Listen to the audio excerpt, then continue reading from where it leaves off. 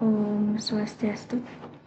Hello everyone. So today I will present results of the midterm exam answer.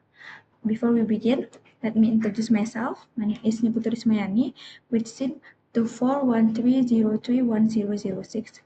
Okay, before we begin, let's move on to the next material.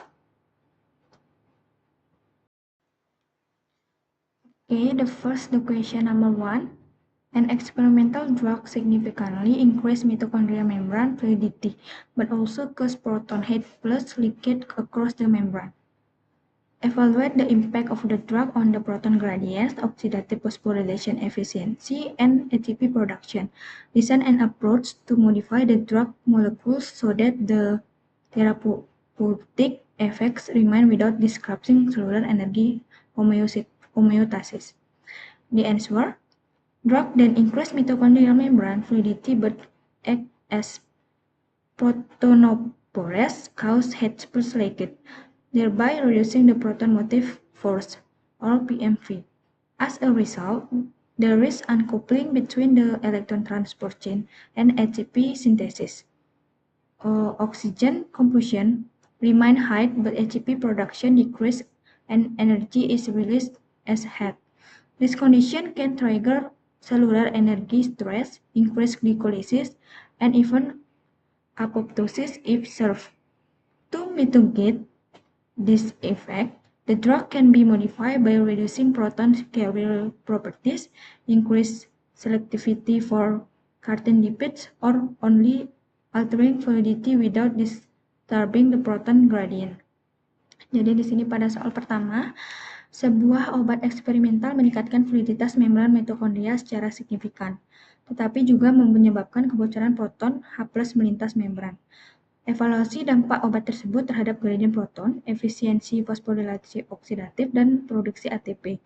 Rancangan pendekatan modifikasi melalui modifikasi molekul obat agar efek terapeutik tetap ada tanpa mengganggu homeostasis energi sel.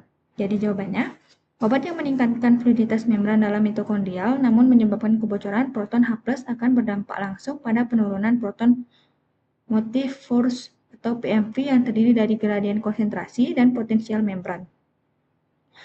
Jadi dalam kondisi normal, elektron dari NADH dan FADH2 mengalir melalui kompleks 1 sampai 4 pada rantai transport chain yang disertai pemumpaan proton ke ruang intermembran sehingga tercipta gradien elektrokimia yang mungkin dimanfaatkan oleh ATP sintase untuk menghasilkan ATP melalui proses fosforilasi oksidatif. Namun, jika terjadi kebocoran proton akibat sifat obat sebagai protoner, maka proton akan kembali ke matriks tanpa melewati ATP sintase. Jadi, sehingga terjadi uncoupling antara ETC dan sintesis ATP. Akibatnya, konsumsi oksigen tetap tinggi karena ETC tetap aktif, tetapi produksi ATP menurun drastis dan energi dilepaskan sebagai panas. Hal ini berpotensi menyebabkan stres energi seluler, aktivitas jalur kompensasi seperti peningkatan glikolisis, dan bahkan apoptosis jika defisit energi parah. Untuk mempertahankan efek terapeutik tanpa mengganggu homeostasis energi, modifikasi obat dapat dilakukan dengan mengurangi sifat lipofilik atau ionizable yang memungkinkan transport proton, meningkatkan selektif terhadap komponen lipid tertentu tanpa membentuk jalur difusi proton, atau merancang analog yang hanya memodulasi fluiditas tanpa bertindak sebagai karier H+. Okay, the next slide.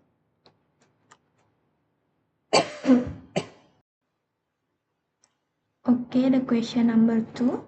A team of scientists want to engineer human cells to efficiently use acetate as the main energy source under extreme glucose deficiency condition. Design a metabolic engineering strategy that enables this, including the enzymatic pathway that need to be enhanced or inhibited. Evaluate the potential metabolic risks that may arise. The answer: in conditions as extreme glucose deficiency, acetate can be used as an energy source by converting it into acetyl coenzyme H through the enzyme acetyl coenzyme H synthesis, then entering the Krebs cycle to generate NADH2 and FADH2 for the ATG. Efficiency can be increased by overexpressive K enzyme, enhancing mitochondrial capacity, suppressing glycolysis, and increasing acetate transport. However, there are risks such as accumulation of acetyl coenzyme H, triggering ketogenesis or lipogenesis, imbalance of NADH or NADH+, and potential metabolic acidosis. Jadi di sini ada soal nomor 2 yang dimana sebuah tim ilmuwan ingin merekayasa sel manusia agar mampu menggunakan asetat sebagai sumber energi utama secara efisiensi dalam kondisi kekurangan glukosa ekstrim. Rancang strategi rekayasa metabolisme yang memungkinkan hal tersebut, termasuk jalur enzimatik yang perlu ditingkatkan atau dihambat. Evaluasi resiko metabolik yang mungkin muncul. Jadi jawabannya, dalam kondisi kekurangan glukosa ekstrim, penggunaan asetat sebagai sumber energi utama memerlukan rekayasa metabolisme yang mengoptimalkan konversi asetat menjadi asetil KOA, serta integrasinya ke siklus Krebs dan rantai transport elektron. Asetat diaktifkan oleh enzim asetil KOA sintase menggunakan ATP, menghasilkan asetil KOA yang kemudian masuk ke siklus Krebs untuk menghasilkan NADH dan FADH2 sebagai donor elektron ke ATC. Untuk meningkatkan efisiensi jalur ini, diperlukan overekspresi enzim asetil KOA sintase. Enzim siklus Krebs seperti sitrat sintase dan isositrat dehidrogenase, serta peningkatan kapasitas mitokondria dan ATC. Selain itu, jalur glikolisis dapat ditekan untuk mengurangi kompetensi substrat dan transport asetat dapat ditingkatkan untuk meningkatkan uptake.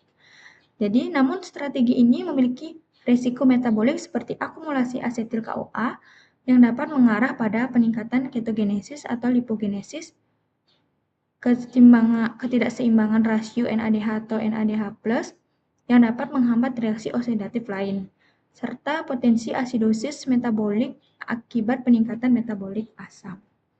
Okay, the next slide.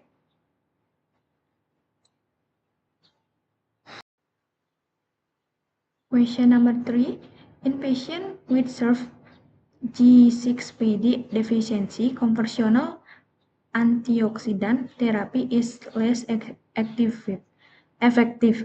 Evaluate the limitation of the therapy and design a therapy approach based on molecular or genetic methods to enhance herbicide resistance of oxidative stress. The answer, G6PD deficiency disrupts the pentose phosphate pathway, reducing NADH production. Erythrocytes need NADPH to degrade glutathione or GSH to naturalize rose. NADPH deficiency causes cell damage and hemolysis. Common antioxidants are less effective because they do not restore the source of NADH. More appropriate therapies include gene therapy to increase G6PD, activation of alternative NADPH production pathway or the use of glutathione mimetics. Jadi di sini pada soal nomor 3, pada pasien dengan defisiensi G6PD berat, terapi antioksidan konvensional kurang efektif. Evaluasi keterbatasan terapi tersebut dan rancang pendekatan terapi berbasis molekuler atau genetik untuk meningkatkan ketahanan eritrosit terhadap stres oksidatif. Jadi jawabannya, defisiensi G6PD menyebabkan gangguan pada jalur pentasa fosfat yang berfungsi menghasilkan NADPH, suatu molekul penting dalam mempertahankan status redox sel. Eritrosit sangat bergantung pada NADPH untuk meregenerasi glutathione reduksi atau GSH, yang berfungsi menetralisir spesies oksidatif reaktif atau ROS. Tanpa NADPH yang cukup, glutation tidak dapat diregenerasi sehingga ROS akan merusak protein, lipid membran, dan hemoglobin, menyebabkan hemolisis. Terapi antioksidan konvensional kurang efektif karena tidak memperbaiki sumber NADPH, melainkan hanya menambah kapasitas penetra ROS secara merata. Pendekatan terapi yang lebih efektif meliputi terapi gen untuk meningkatkan ekspresi K6PD, aktivitas jalur alternatif penghasil NADPH seperti enzim malat, atau penggunaan molekul mimetik glutation yang dapat langsung menetralisis ROS tanpa bergantung pada NADPH. Okay, the next slide. Question number 4. Cancer cells show increased glycolysis even when oxygen is available. Warburg effect. Evaluate the metabolic advantage of this strategy for cancer cells. Design a therapy approach based on inhibiting the glycolysis pathway without significantly damaging normal cells. The answer: the Warburg effect is the condition in which cancer cells prefer glycolysis event in the presence of oxygen because its product ATP quickly and provides material for biosynthesis. The lactate product also makes the tumor environment more acidic and inhibit the immune system. Therapy can target key enzymes such as kinase, PFK1 or LGH, with selective approach to avoiding damaging normal cells. Jadi, pada soal nomor 4, sel kanker menunjukkan peningkatan glikolisis meskipun tersedia oksigen atau efek Warburg. Evaluasi keuntungan metabolik strategi ini bagi sel kanker, rancangan pendekatan terapi berbasis penghambatan jalur glikolisis tanpa merusak sel normal secara signifikan. Jadi jawabannya, efek Warburg menggambarkan fenomena di mana sel kanker lebih memilih glikolisis untuk menghasilkan energi meskipun oksigen tersedia, yang secara normal akan mendorong fosforilasi oksidatif. Strategi ini memberikan keuntungan metabolik berupa produksi ATP yang cepat serta penyediaan intermediat biosintesis untuk membentukkan nukleotida, lipid, dan protein yang dibutuhkan untuk proliferasi sel. Selain itu, produksi laktat membantu menciptakan lingkungan mikro tumor yang asam yang dapat menghambat sistem imun. Pendekatan terapi dapat dilakukan dengan penghambatan enzim kunci seperti heksokinase, PFK1, atau LDH. Namun, harus dirancang secara selektif agar tidak merusak sel normal. Misalnya melalui sistem penghantaran bertarget atau penghambatan isoform spesifik pada sel kanker. Okay, the next slide. Question number 5.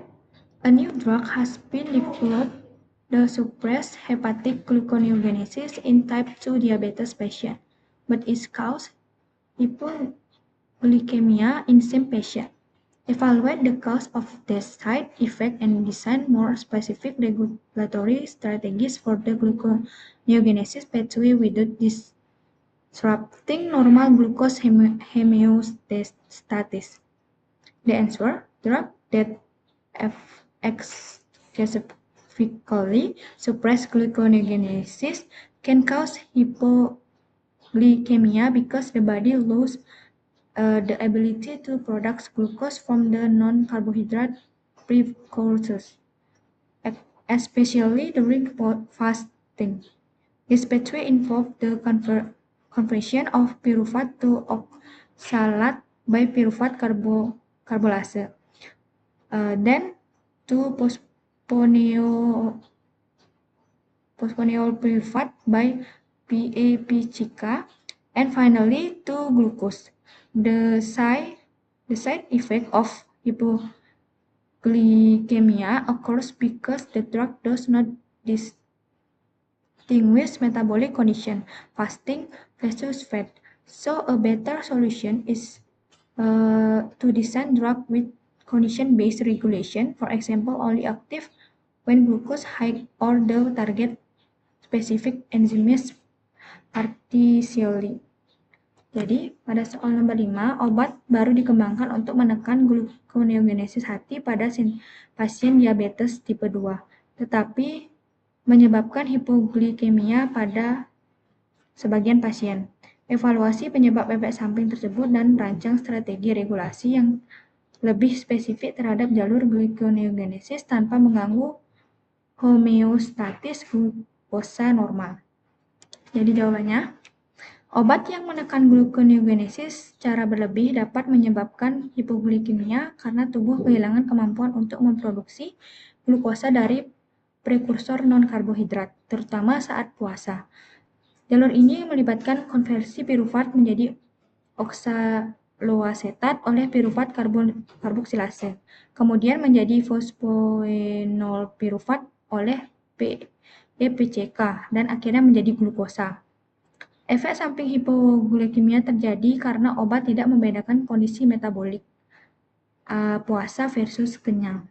Sehingga solusi yang lebih baik adalah merancang obat dengan regulasi berbasis kondisi, misalnya hanya aktif saat glukosa tinggi atau menargetkan enzim tertentu secara parsial. Okay, the next slide.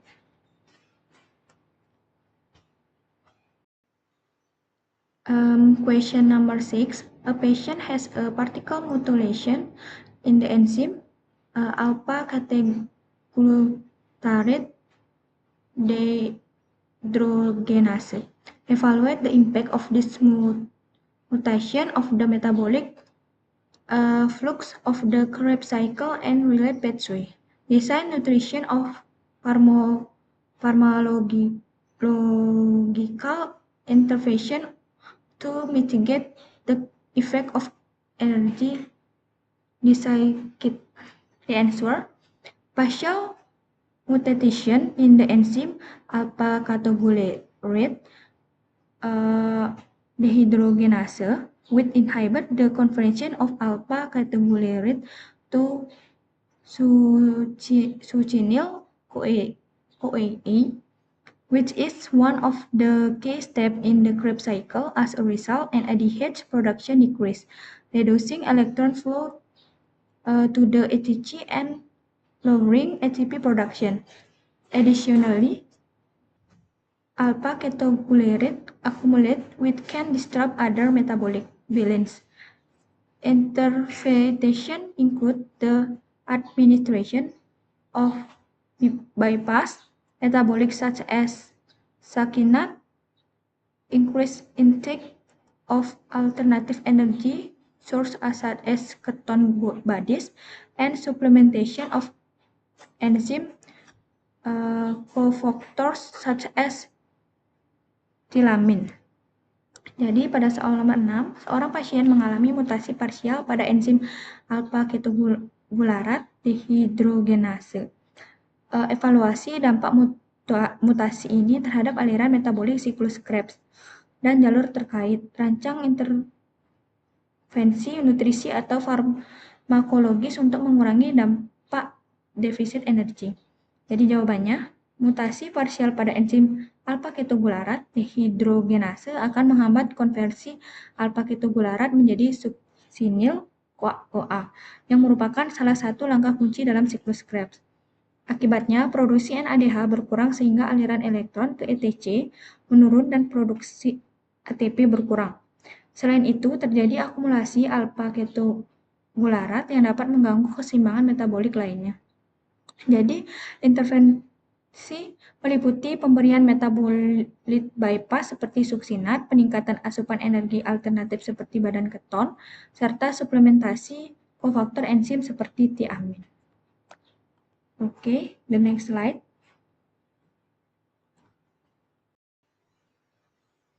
Okay, the next question. Question number 7. In chronic starvation condition, the body relies on ketogenesis. However, in some individuals, ketoacidosis occurs. Evaluate the factor then cause that shift from adaptive ketosis to pathological condition. Design prevention approach based on metabolic and hormonal regulation. The answer: ketogenesis is a normal adaptation to starvation, where fatty acids are oxidative to acetyl coenzyme H, which is the convert into ketone bodies as an alternative energy source for the brain and other tissue. However, in pathological conditions such as insulin deficiency, ketone body production become uncontrolled, leading to ketoacidosis. Triggering factors include increased lipolysis, decreased ketone utilization by tissues, and hormonal imbalance. Prevention is carried out by maintaining insulin levels and metabolic balance. Jadi, pada soal nomor 7, dalam kondisi kelaparan kronis, tubuh mengandalkan ketogenesis, namun pada beberapa individu terjadi ketoasidosis berat. Evaluasi faktor yang menyebabkan pergeseran dari ketosis adaptif ke kondisi patologis. Rancangan pendekatan pencegahan berbasis regulasi metabolik dan hormonal. Jadi jawabannya, ketogenesis merupakan adaptasi normal terhadap kelaparan, di mana asam lemak dioksidasi menjadi asetil CoA yang kemudian dikonversi menjadi badan keton sebagai sumber energi alternatif bagi otak dan jaringan lain. Namun, pada kondisi patologis seperti defisiensi insulin, produksi badan keton menjadi tidak terkendali sehingga menyebabkan ketoasidosis. Faktor pemicu meliputi peningkatan liposis, penurunan penggunaan keton oleh jaringan, dan ketidakseimbangan hormonal. Pencegahan dilakukan dengan menjaga kadar insulin dan keseimbangan metabolik. Okay, the next slide.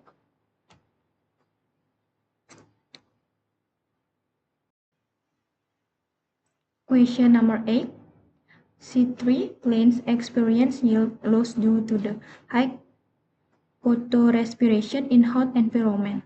Design a biotechnology approach to minimize photorespiration, for example, through engineering Rubisco or alternative pathway. Evaluate the advantages and limitation of this approach. The answer: photorespiration occurs when Rubisco binds to oxygen intake of carbon dioxide, producing inefficient compound and causing loss of energy and carbon. This often happens at high temperature. Biotechnology approach include engineering Rubisco to the more selective for carbon dioxide or introduction alternative metabolic pathway to reduce energy loss. Jadi pada soal nomor 8, tanaman C3 mengalami kehilangan hasil panen akibat fotorespirasi tinggi di lingkungan panas. Rancang pendekatan bioteknologi untuk meminimalkan fotorespirasi, misalnya melalui rekayasa Rubisco atau jalur alternatif. Evaluasi kelebihan dan keterbatasan pendekatan tersebut. Jawabannya, fotorespirasi terjadi ketika Rubisco meningkat oksigen karbon dioksida, menghasilkan senyawa yang tidak efisien dan menyebabkan kehilangan energi serta karbon. Hal ini sering terjadi pada suhu tinggi. Pendekatan bioteknologi meliputi rekayasa Rubisco agar lebih selektif terhadap CO2 atau memasukkan jalur metabolik alternatif untuk mengurangi kehilangan energi. Okay, the next slide.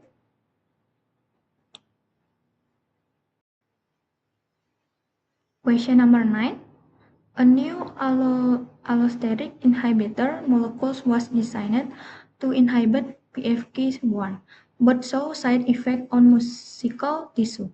Evaluate why this inhibitor has systematic effect. Design drug development strategies that are more selective for specific target tissue. The answer: PFK1 is a key enzyme in glucolysis that regulates the rate of the reaction, and its presence in various tissue caused allosteric inhibitor to have systematic effect. This explains the side effect on muscle tissue that are highly dependent on glycolysis for rapid energy. Drug design strategies include targeting specific isoform or tissue-based delivery system. Jadi, di sini ada soal nomor 9 tentang sebuah molekul inhibitor allosterik baru dirancang untuk menghambat FK1, tetapi menunjukkan efek samping pada jaringan otot. Evaluasi mengapa inhibitor ini berdampak sistematik, rancang strategi desain obat yang lebih selektif terhadap jaringan target tertentu. Jadi jawabannya, PFK1 merupakan enzim kunci dalam glikolisis yang mengatur laju reaksi dan keberadaannya di berbagai jaringan menyebabkan inhibitor allosterik berdampak sistemik. Hal ini menjelaskan efek samping pada jaringan otot yang sangat bergantung pada glikolisis untuk energi cepat. Strategi desain obat meliputi targeting isoform spesifik atau sistem penghantaran berbasis jaringan. Okay, the next slide.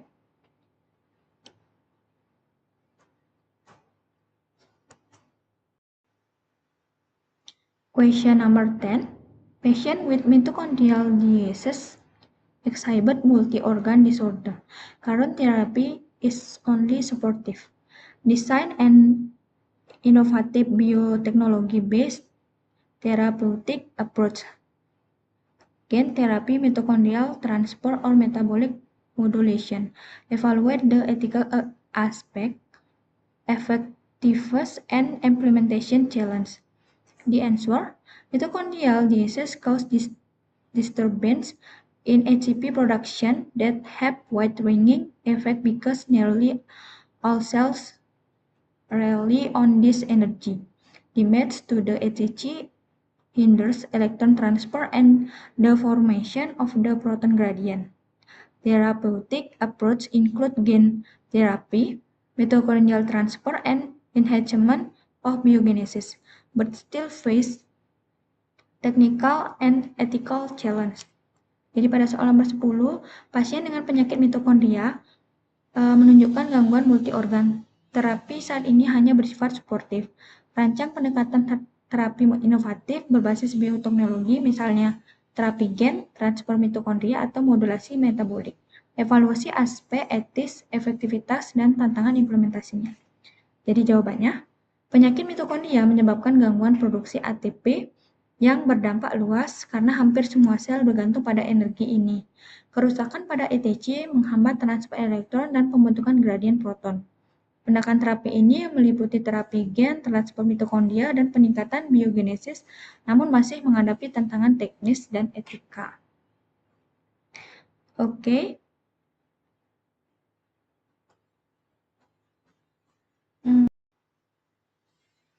Okay, thank you for the listening. Goodbye.